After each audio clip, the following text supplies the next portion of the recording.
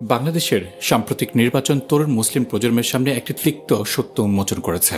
তা হচ্ছে, গণতন্ত্র ও সেকুলারিজমের মতো ভঙ্গুর ব্যবস্থা কখনোই প্রকৃত ন্যায়বিচার নিশ্চিত করতে পারে না। নতুন মুখ, পুরাতন নিপীড়ন; নতুন প্রতিশ্রুতি, পুরনো প্রতারণা। লক্ষ লক্ষ ভোটার যারা পরিবর্তনের আশায় ভোটকেন্দ্রে গিয়েছিল, তারা ফিরে এসেছে গভীর হতাশা নিয়ে। নির্বাচনের পরেই দাও দাও করে আগুন জ্বলেছে, রক্ত ঝরেছে।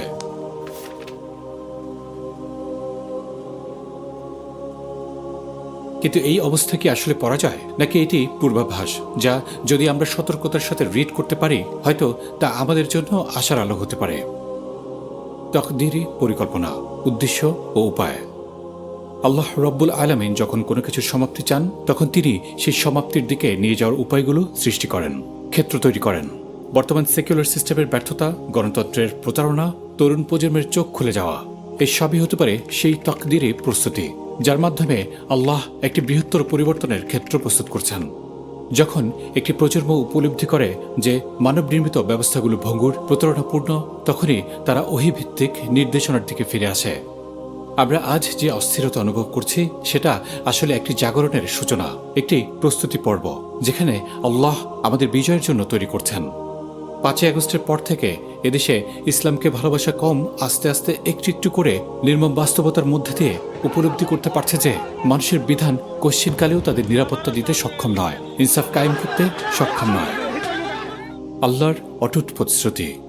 আল্লাহ সুবহানাহু ওয়া তাআলা সূরা আল আরাফে সুস্পষ্টভাবে ঘোষণা করেছেন, নিশ্চয়ই পৃথিবী আল্লাহর। তিনি তার বান্দাদের মধ্যে থেকে যাকে ইচ্ছা তার শাসনের অনুমতি দান করেন, তবে শুভ পরিণতি কেবল মুত্তাকিদের জন্যে। সূরা আল আরাফ আয়াত 128। এই আয়াত একটি চূড়ান্ত নিশ্চয়তা প্রদান করে, আর তা হচ্ছে দুনিয়ার মালিকানা আল্লাহর কাছে। কালের পরিক্রমায় আল্লাহ এই দুনিয়ার শাসন যে কারো কাছে দিতে পারেন, তবে শেষ পরিণতি কেবল মুত্তাকিদের জন্যই। গণতন্ত্র প্রতিশ্রুতি দিয়ে ভেঙেছে, কিন্তু আল্লাহর প্রতিশ্রুতি কখনো ভাঙে না। জাতীয়তাবাদ বিভাজন এনেছে, পুঁজিবাদ দাসত্ব এনেছে, উদারবাদ নৈতিক অধঃপতন এনেছে, কিন্তু যখন আল্লাহ বিজয়ের প্রতিশ্রুতি দেন, তখন তা কেবল সময়ের অপেক্ষায় অপেক্ষামান মাত্র। ঘটনার প্রবাহের মাধ্যমে প্রস্তুতি। আল্লাহ সুবহানাহু ওয়া তাআলা তার বান্দাদের বিজয়ের জন্য প্রস্তুত করেন ঘটনা প্রবাহের মাধ্যমে। বদরের যুদ্ধের পূর্বে মুসলিমরা দুর্বল ছিলেন, কিন্তু বদরের ময়দান তাদের আগামী দিনের জন্য বিজয়ী মানসিকতা তৈরি করে দিয়েছিল। খন্দকের অবরোধ অসহনীয় ছিল, কিন্তু তা ঈমানকে মজবুত করেছিল। হুদাইবিয়ার সন্ধি পরাজয় মনে হয়েছিল, কিন্তু সেটাই ছিল মক্কা বিজয়ের প্রস্তুতি।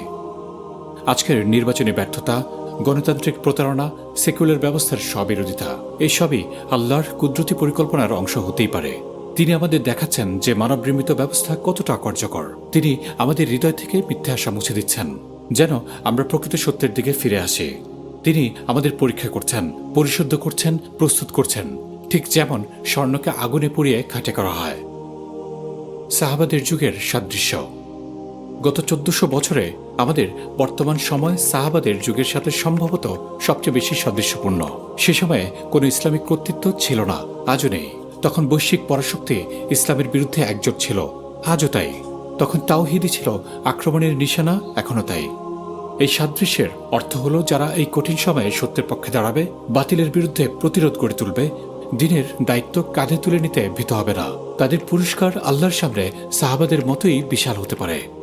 অন্ধকার যত গভীর, ভোর তত নিকটে।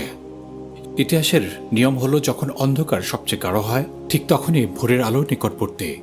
ফিরাউন মনে করেছিল সে জিতে গেছে, কিন্তু লোহিত সাগরেই তার কবর হয়েছিল। আবু জাহাল ভেবেছিল ইসলাম শেষ, কিন্তু বদরের ময়দানই তার পরিণতি নির্ধারণ করেছিল। আল্লাহ রব্বুল আলামিন আজ এই উম্মাকে, আমাদেরকে প্রস্তুত করছেন। প্রতিটি হতাশা একটি অভিজ্ঞতা, প্রতিটি ব্যর্থতা একটি পরীক্ষা, প্রতিটি সংকট একটি প্রশিক্ষণ।